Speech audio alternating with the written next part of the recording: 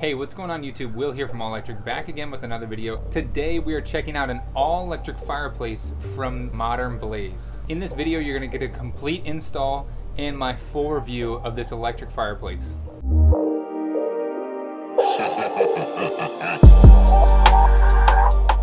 Huge thank you goes out to Akrama Tool, Nicola Pro, and Drone Quote supporting this channel at the all-electric tier. Click the link down below and support this channel for as little as $1 a month.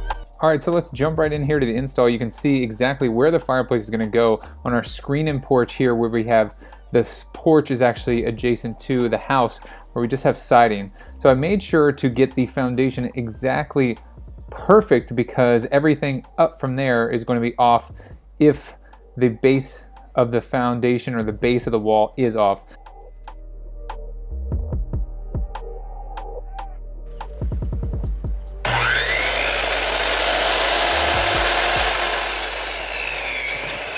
What I'm building here is the base of the wall. So this is going to be supporting not only the fireplace, but the entire structure itself. And this is going to be screwed down onto the floor of the deck.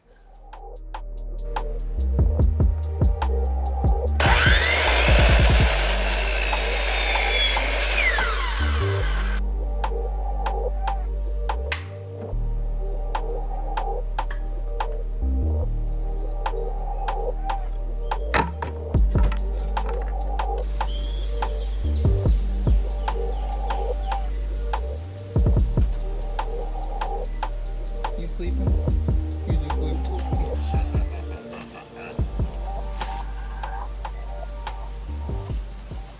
So like I just said, the very first step is putting that base down on the floor. So I used a blue chalk line to ensure I had a straight line, as I needed to bring the wall out about 1.5 inches or 2 inches just to ensure that I had enough space for the fireplace to fit in. Now this fireplace is a very slim fireplace, and I used all my measurements from Modern Blaze's website, so I don't actually have the fireplace just yet. You can see I'm taking my time in ensuring that these are just perfect, because if not, it'll throw off the rest of the wall. Now I'm using an older battery there, and it actually dies on me. That's why the screws aren't going all the way in. So I go get my trusty lithium-ion battery, and no problem forcing those screws all the way in. Again, this is the most important part of the project in my opinion, because if these are off, then the rest of the whole wall is also going to be off. Now the next thing I'm going to focus on building is the actual frame that goes around the fireplace, or the frame that the fireplace is going to sit in once the wall is complete.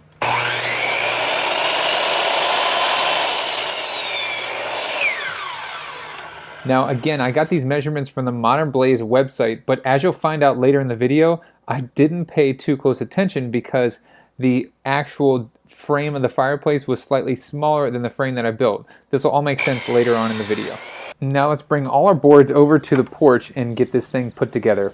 Now you might say that this is complete overkill because I am going to use two 2x4s as a header across the opening, which it might be overkill, but I'm okay with that because I would rather it be overbuilt than fall on me when my family is out there and enjoying it. So using a couple screws to secure the two boards that are going to make up the header, and they go on top of the frame, so I go ahead and pre-drill and secure that to the top of the frame.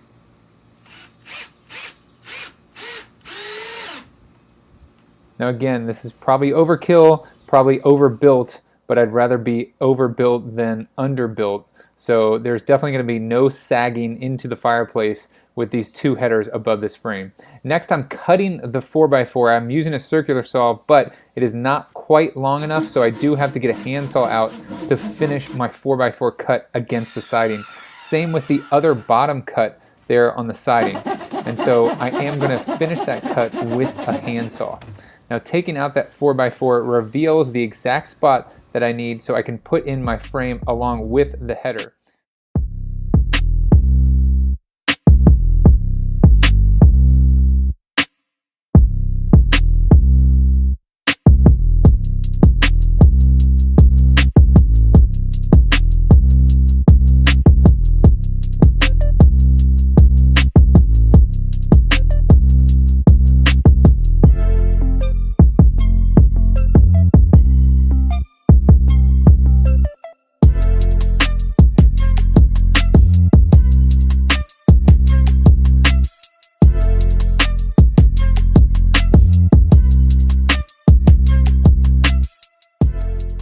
since I did have to build the 2x4 wall out a bit, I'm going to rip down a couple 2x4s using a table saw so that I can build it out. So when I put the shiplap, so the finished shiplap that goes on the outside of these 2x4s, I'll be able to tack into those 4x4s as well as the 2x4 studs that I have running vertically.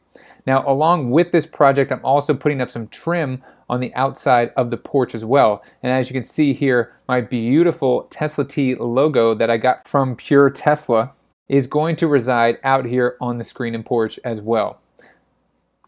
Now, having most of the trim up and all the wall completed, it was time to hire an electrician, and I don't suggest doing this yourself. I suggest getting a certified electrician, which I had here, come and help me run the electrical needed for this fireplace. Now, I also am going to put a TV above the fireplace. That's why you see a box. And we did some rope lighting on the outside of the porch going around.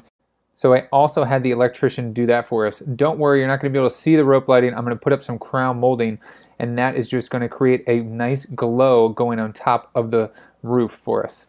So finishing the shiplap now, you can see that now the electrical is done. We still have access, so whenever the fireplace does arrive, we can still install that, and we also have a plug there for the TV. Now the crown molding is up as well, hiding that rope light, making a really nice ambient light here on the screen and porch. I'm really happy with it, how it turned out, and now it is time to install the TV. The mount that I got for the TV is wonderful, fantastic, the easiest TV mount that I've ever used. I got it on Amazon, and I'm going to leave a link to this mount down below in the description. My wife and I were able to install it really easy in under 10 minutes. So the next day our fireplace actually arrived, and I really quickly saw that the shiplap, how I cut it, and the frame was not going to work. So we have this big black part at the top. That's actually the fan where the heater comes out, and I cut a frame out for the entire space. So I am going to have to redo some of the shiplap because of that big black part at the top. So I thought that the entire glass piece was that entire open frame, but that is not the case. So I do have to uninstall some of the shiplap. Thankfully, it was only about 5 or 6 boards that I needed to mess around with, and I was able to relatively easy fix the mistake that I had. So if you're planning on doing this yourself, I would wait until you get the fireplace that you've ordered so that you can properly measure. I was trying to, I guess, rush the project a bit. Also, I would suggest putting some caulk like I did there in the hole where the electric wire is coming out from the plug on the inside of the house. So getting the fireplace sitting in there, now the hole does fit perfectly per the manufacturer's instructions on Modern Blaze's website. So it does fit great in there, and I did not hook this up myself. Again, I had the certified electrician, just like the manufacturer recommends, come out and hook up direct wire this fireplace for me, and I suggest that you do the same.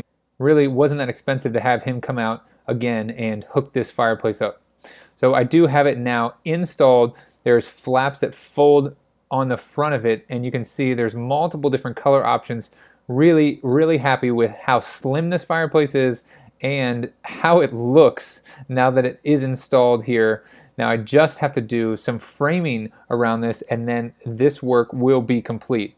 First impressions on this fireplace are stunning. I think it looks really nice. We chose the brown rocks to go in the bottom of this Remii fireplace from Modern Blaze, but definitely really happy with how it looks initially.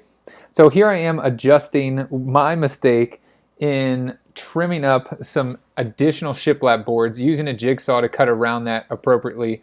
And so now that top heater board is going to be hidden. Just keep in mind, if you're doing a project like this, you obviously can't nail over the top of the center board. So I just used a little bit of wood glue, and that should suffice because it's not that big of an area where it's not glued. So cutting up the rest of the boards, I was able to patch in the sides, and voila, complete. As you can see, I got my Cybertruck from the museum. That happened a couple weeks ago, and this thing is awesome. I can watch YouTube on the TV here, outside in the fire with the fireplace going. No heater on yet because it is summer, but again, I cannot stress how beautiful this looks. I love the sleek design, and I also love how I didn't have to build it out that far. This particular fireplace, which I'll leave a link to down below in the description, only requires 4 inches. So I only needed a 4-inch so it will fit in a traditional 2x4 wall. Some other fireplaces require a lot more depth, but as you can see here, we have the brown rocks installed. There was also a blue option, but to me, the blue flame and the blue rocks kind of reminded me of a fish tank, so I much prefer the red-orange color of this fireplace.